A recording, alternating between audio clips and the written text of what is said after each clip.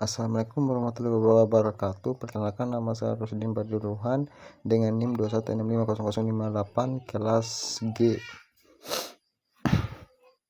Di sini saya akan menjelaskan ulang tentang materi kedua, yaitu manajemen risiko cybercrime.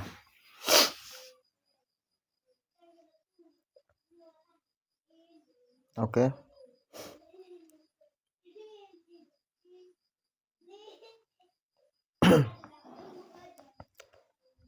Oke, langsung saja. Di sini manajemen risiko cybercrime adalah langkah-langkah yang diambil oleh sebuah organisasi atau individu untuk mengidentifikasi, mengukur, mengelola, dan mengurangi risiko yang terkait dengan serangan cybercrime atau kejahatan siber. Selanjutnya, risiko dan dampak siber, yaitu risiko mengacu pada potensi atau kemungkinan terjadinya serangan dan pelanggaran keamanan tersebut. Dampak tersebut, risiko ini berasal dari berbagai sumber, termasuk ancaman siber seperti malware, phishing, dan serangan DDoS, serta celah keamanan dalam sistem atau kebijakan yang tidak memadai. Untuk mengurangi risiko keamanan siber, organisasi harus melakukan identifikasi risiko dan mengambil. Selanjutnya, dampak keamanan siber, yaitu dampak ini beragam, termasuk satu, kehilangan data. Serangan dapat menyebabkan pencurian atau penghancuran data sensitif atau penting. Yang kedua, gangguan operasional. Serangan dapat mengganggu operasional normal suatu organisasi, baik itu dengan menonaktifkan sistem atau merusak infrastruktur TI. Yang ketiga, kerugian keuangan. Keamanan siber yang terganggu dapat menyebabkan kerugian finansial akibat biaya pemulihan, saksi hukum, dan kerugian bisnis. Yang keempat, hilangnya reputasi. Pelanggaran keamanan yang terungkap dalam merusak reputasi organisasi dan kehilangan keputusan pelanggaran atau metode bisnis. Yang kelima, penyalahgunaan identitas seragam siber dapat mengakibatkan pencurian identitas individu yang dapat digunakan untuk aktivitas kriminal. Yang keenam, saksi hukum. Organisasi yang gagal melindungi data pribadi atau rahasia dapat menghadapi saksi hukum dan denda. Selanjutnya, risiko dan dampak cybercrime pada individu. Risiko dan dampak cybercrime pada individu adalah dua aspek yang saling terkait dalam konteks serangan cyber. Risiko mengacu pada potensi atau kemungkinan terjadi serangan cyber pada individu atau personal, sedangkan dampak adalah konsekuensi yang terjadi pada individu tersebut setelah serangan terjadi. Selanjutnya,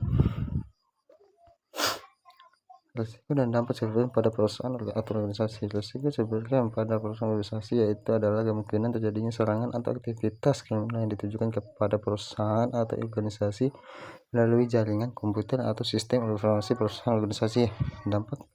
Dampaknya itu adalah konsekuensi atau kerugian yang dialami oleh perusahaan atau organisasi setelah terjadinya serangan cybercrime. Selanjutnya, risiko cybercrime pada pemerintah atau negara adalah kemungkinan atau potensi terjadinya serangan atau aktivitas kejahatan siber yang dapat mengancam keamanan, kestabilan, dan integritas operasi pemerintah atau negara. Selanjutnya, dampak cybercrime pada pemerintah negara adalah konsekuensi negatif yang timbul setelah terjadinya serangan siber atau kejahatan siber terhadap pemerintah atau negara.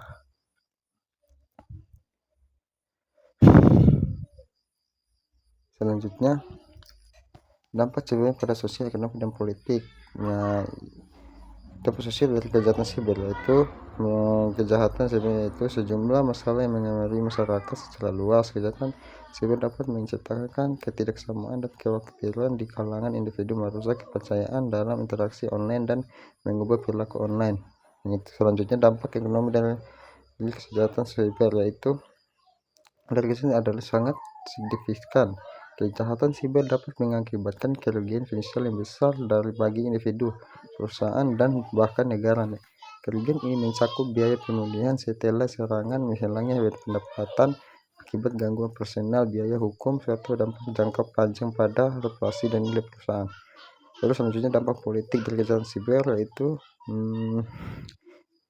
memiliki dimensi yang luas dan signifikan dalam konteks global dan nasional. Kejahatan siber dapat digunakan sebagai alat untuk mencampuri proses politik, termasuk pemilihan umum, dengan menyebabkan propaganda, manipulasi opini politik dan bahkan mencoba meretas sistem pemilihan. Selanjutnya, langkah-langkah manajemen risiko terhadap cybercrime. Yang pertama, identifikasi risiko. Yang kedua, penilaian risiko. Yang ketiga, pengembangan kebijakan dan prosedur. Yang keempat, prevensi dan pencegahan. Yang kelima, deteksi dan tanggapan cepat. Yang keenam, pengurangan risiko. Yang ketujuh, pemulihan. Yang kedelapan, evaluasi dan perbaikan. Oke, itu saja penjelasan dari saya.